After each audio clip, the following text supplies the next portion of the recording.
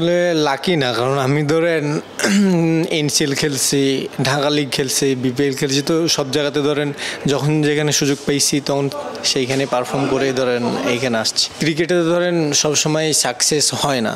আসলে আমার dream wicket বলতে কোনো উইকেট নেই, সব উইকেটই আমার জন্য স্পেশাল। আমার কোচ আলমগীর কবির ধরেন ক্রিকেট মানে পেস বোলিং যে একটা আর্ট, পেস বোলিং যে লাইফ স্টাইল কেমন, কিংবা পেস বোলিং কীভাবে চলতে হয় ধরেন মানে উনি আমাকে শিখাইছে।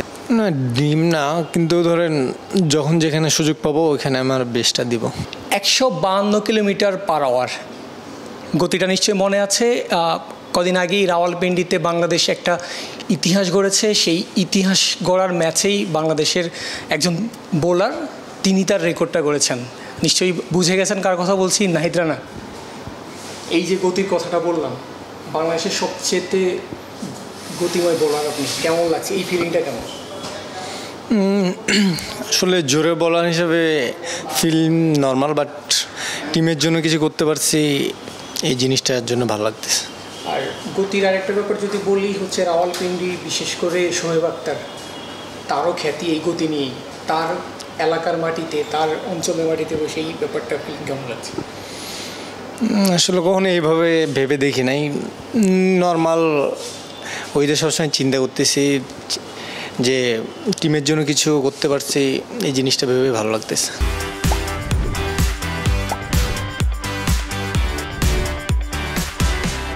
আরেকটা বলছি না ভাই, আপনার যে জাতীয় দলে আসার ব্যাপারটা, এমনিতে আমরা যদি দেখি ক্রিকেটাররা হচ্ছে অনেক ধরনের ক্রিকেট খেলে এসে ডিভিশন, তারপর হচ্ছে ফার্স্ট ক্লাস, তারপর হচ্ছে আপনারটা কিন্তু বলা চলে যে হুট করে আপনি চলে এসেছেন। আপনার একটা নিজেকে কি লাকি মনে হয়? আসলে লাকি না, কারণ আমি ধরেন এনসিএল খেলছি, ঢাকা লিগ খেলছি, বিপিএল খেলছি, তো সব জায়গাতে ধরেন যখন যেখানে সুযোগ পাইছি তখন সেইখানে পারফর্ম করে ধরেন এইখানে আসছি। পাকিস্তানে যখন শুরুটা হয়, প্রথম ইনিংসে যদি আমরা বলি, প্রথম ইনিংস একদমই উইকেট শূন্য ছিল, বোলিংও আমি যদি ভুল না করি একটু এদিক ওদিক হচ্ছিল বোলিংটা। বাট সেকেন্ড ইনিংসে যখন আপনি নামলেন, সেকেন্ড ইনিংসের শুরুটাই মানে one of the greatest batsman বর্তমান টাইমের বাবর আজমকে দিয়ে শুরু হলো, একদম ক্লিন বোল্ড ব্যাট থেকে। এরপর থেকে যে শুরু হয়েছে, তারপর এই যে বাবর আজমকে দিয়ে শুরু হয়েছে, বিষয়টাকে কীভাবে দেখছি, একটু অনুপ্রেরণা কাজ করেছে? আসলে ফার্স্ট ইনিংসে প্ল্যান অনুযায়ী টিম প্ল্যান ছিল, তো টিম প্ল্যান অনুযায়ী বোলিং করছি। সেকেন্ড ইনিংসে ধরেন আমার প্ল্যান ছিল, টিম প্ল্যান ছিল, তো ধরেন ক্রিকেটে ধরেন সবসময় সাকসেস হয় না, ধরুন কখনো এই প্ল্যান অনুযায়ী কখনো সাকসেস হয়, কখনো সাকসেস হয় না। তো ধরুন ফার্স্ট ইনিংসে সাকসেস হয় না, সেকেন্ড ইনিংস থেকে ধরেন শুরু হয়েছে, তো আলহামদুলিল্লাহ অনেক ভালো লাগতেছে। পেসাররা খুব ভালো করেছে, পিন্ডিতে বাংলাদেশ ইতিহাস গড়েছে, বাট কদিন পরে ভারতের সাথে খেলা, ওই রিদমটা নিশ্চয়ই ধরে রাখতে চাইবেন। তবে ভারতের উইকেটগুলো একটু স্পিন নির্ভর, ওইখানে প্ল্যান দেখি। আসলে প্ল্যান হচ্ছে নর্মাল, যে উইকেট কিংবা সিচুয়েশন যেটা ডিমান্ড করে ওই অনুযায়ী বোলিং করা। ক্যারিয়ারটা এখনও সেভাবে বড় হয়নি, এখন পর্যন্ত ক্যারিয়ারের ড্রিম উইকেট যদি জিজ্ঞেস করি, বলতে চাই কোনটা ধরবে? আসলে আমার ড্রিম উইকেট বলতে কোনো উইকেট নেই, সব উইকেটই আমার জন্য স্পেশাল। আর যদি ড্রিম থেকে আসছে, অনুপ্রেরণাটা কে ছিল, বোলিংয়ের অনুপ্রেরণাটা কে ছিল? আমি এর আগেও বলছি ভাই যে বোলিংটা আমি ধরেন ছোটো থেকেই ধরেন বোলিং, ক্রিকেট ছোটো থেকেই টেনিস বল খেলতে খেলতে বোলিংটা এইভাবে, তো সেইভাবে কাউকে ফলো করা হয় না। বাট বাংলাদেশের ধরেন এখন যাদের সাথে খেলছি তাদের তো ছোটো থেকে ধরেন টিভিতে খেলা দেখে বড় হয়েছে, তো তাদের সবার বোলিংই ভালো লাগে। আর কৃতিত্বটা, এই যে আজকে নাহিদ রানা গতিতে শাসন করছে ব্যাটারদের, এই কৃতিত্বটা যদি কোনো কোচকে দিতে হয়, কাকে দিবে?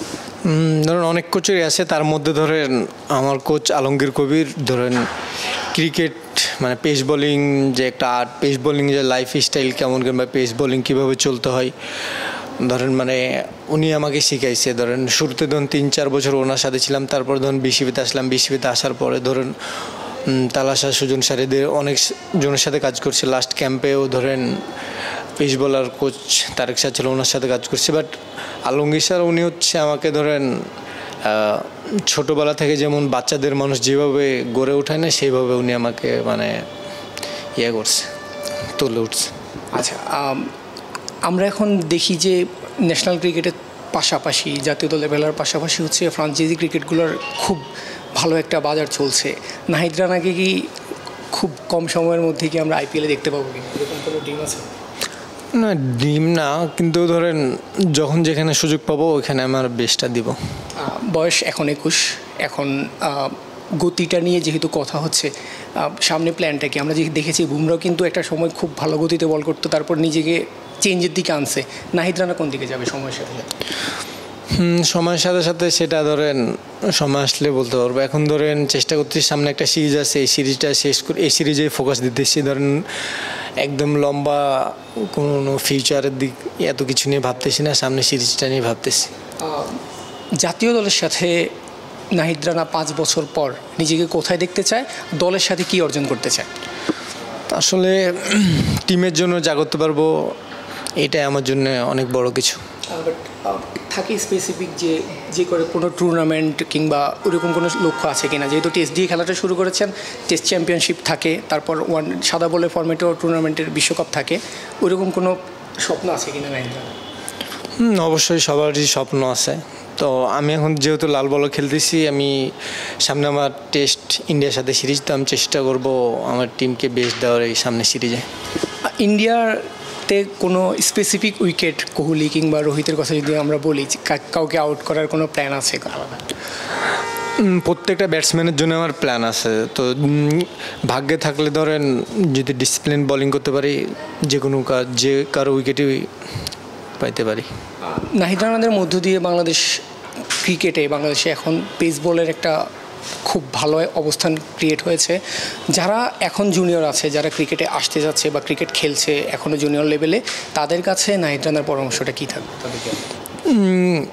নিজের প্রতি বিশ্বাস রেখো এবং কখনো এই নেগেটিভ থিং নিজের ভিতরে নিবা না, পজিটিভ জিনিসগুলো সবসময় নিজের ভিতরে নেওয়ার চেষ্টা করবে।